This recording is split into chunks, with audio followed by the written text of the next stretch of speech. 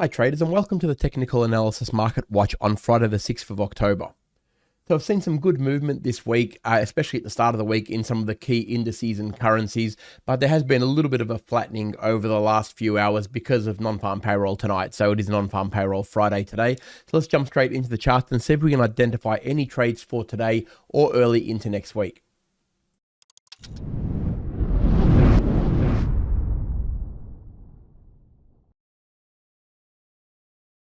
All right, we'll start out here with the Aussie USD, and we can see that we hit our mark on the 62 sort of 90 area, 63 cent mark flat.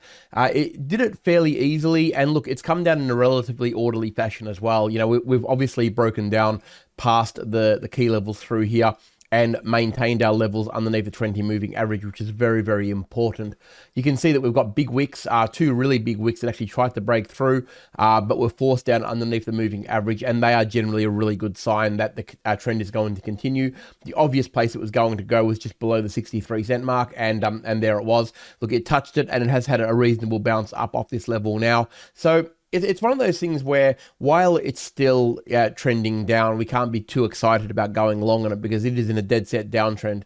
Make no mistake about that. Like it's given us no signs yet that it is going to stop, only that it has hit a little bit of support here at the 63 cent mark. So realistically now, what happens when it interacts with the 20 moving average and these previous highs is where the money's going to be. If we get a close above the 20 moving average and above these highs, we can start to look at it from a different lens and say that maybe we've got a little bit of a longer opportunity there. But in my mind, it has to get above 65 really before we take this seriously, because that's what it's going to have to take for it to get a series of higher highs and higher lows in the direction of the obviously a longer trend, which is going to switch and flip the downtrend on its side. So it's got a lot of work to do before it does that, of course. Yes, we have had a little bit of a bounce, but how it interacts with the 20 moving average is going to be key. If we get a close above this level here and we see the sequence of higher highs and higher lows, then we can start to look at long opportunities. But really, in my mind, it's hard to go long on this one until it's above the 65 cent mark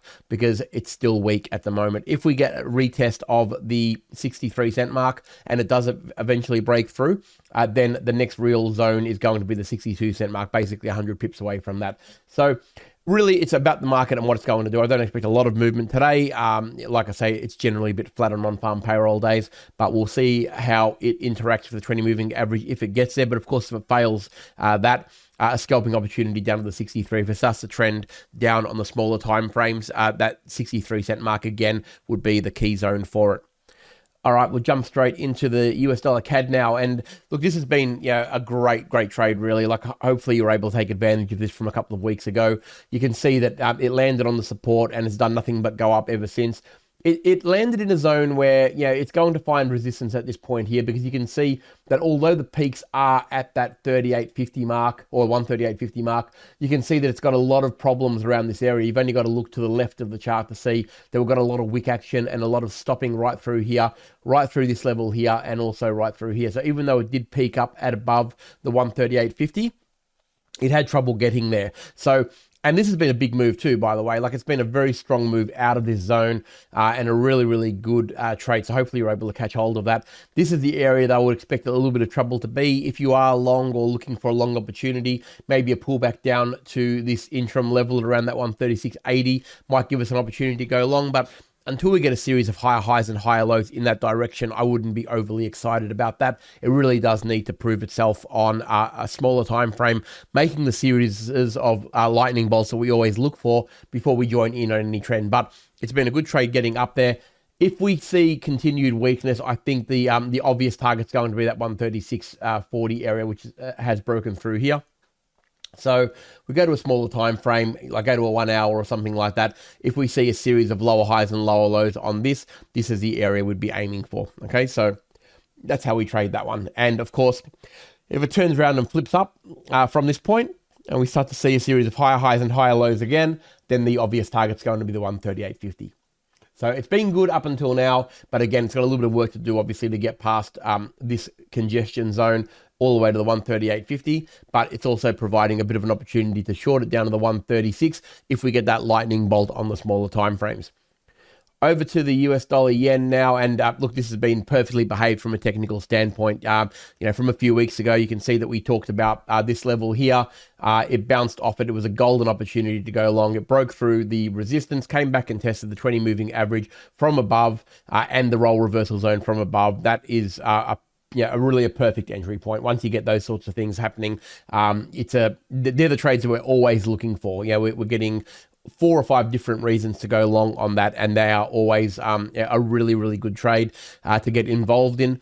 Very rarely do they fail when you see so many signs in the same direction.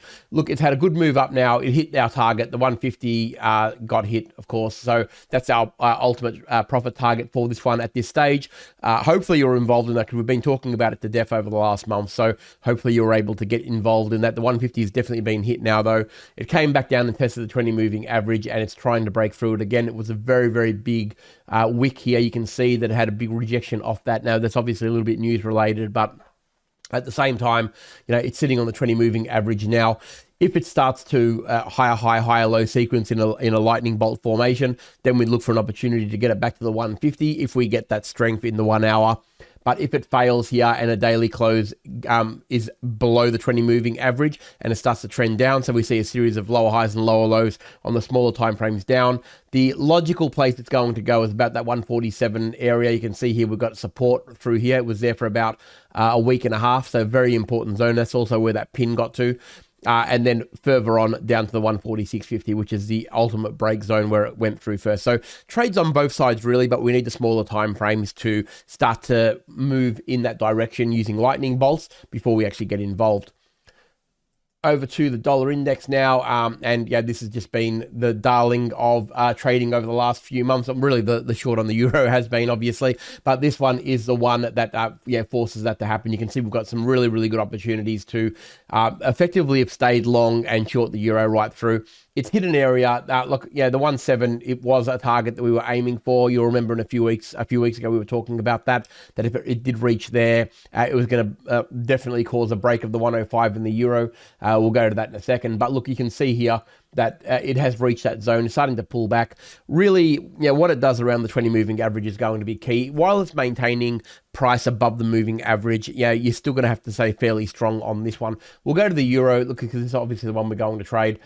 You can see we had that break of the 105, got that all the way down to 104.50, and it's come down in a very, very orderly fashion. It's trying very, very hard now to regain its movement above the 105.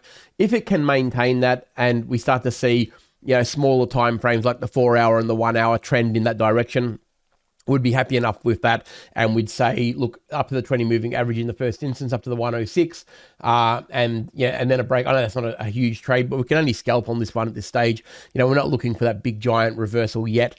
In order for that to happen, it needs to sequence higher high, higher low on a daily, and also be trading above the 20 moving average, which it's got quite a few headwinds in front of it. It's got the 20 moving average, it's got this 106.80 area, which is obviously a very strong resistance point for it now as well. So it's got a fair bit of work to do to go long, but it's not to say that it can't do it. Look, it's had a very, very big progressive move down. It's really do or die for it at the 105. If it fails at the 105 and breaks down lower and gets down below the 104.50 again, the next move down really is around that sort of 102.80, which is a big move down from there. It's a big drop for the euro. So really, really important zone. If we can maintain 105 and above over the progression of the week, and that's where we start next week, we're probably going to be looking at longer opportunities to get up to the 20 moving average in the first instance, and then maybe up to the 106.80 if it gets a breakthrough there. But that's as long as I'd want to go until it actually gets a sequence of higher highs and higher lows. So probably maintain this zone, especially in today's trading, which would be expected to be a bit quiet. And over to the US 500, look, it's been obviously a big sell-off as well. Hit the 4,200, really, really big move down, trying to rally off this zone. Again, it finds itself at a place of support, right in front of non-farm payroll. No real surprise there. We know this happens basically every single month. It's been a really, really big downward move, though, obviously. This is a very, very strong zone for it. You can see the 4,200 level has got a lot of resistance right through here, so we would expect that to be support. if it breaks that, there's another 150 points there for the taking on the way down, because really that the 40.50 is probably the main target. 4100 will hold a little bit, but the 40.50 is probably the main target, mainly because of the movers right through here. So it needs to maintain above 4,200 after non-farm payroll. If this is where we're trading on Monday and we're in a similar sort of place, look for smaller time frame changes of trends, series of higher highs and higher lows on a 4-hour and a 1-hour chart. If you get that, we can look at trading back up to the 20 moving average around that. It'd probably be around that 43.20 to 43.50 at that point. But of course, if it's trading underneath the 4,200, then you're looking quite a bit lower at the 40.50 as our next potential target. But really, it comes down to price. Remember, it is going to be a little bit flat today, so just keep an eye on that. But the 20 moving average will be the first target we'd be aiming for on the way up, with the main target being 43.50, which is the previous support zone. So we had a great week's trading. I think we've had some really good opportunities over the last few weeks, actually. Hopefully, you've been able to take advantage of some of those. Have a fantastic weekend, and I look forward to seeing you all next week.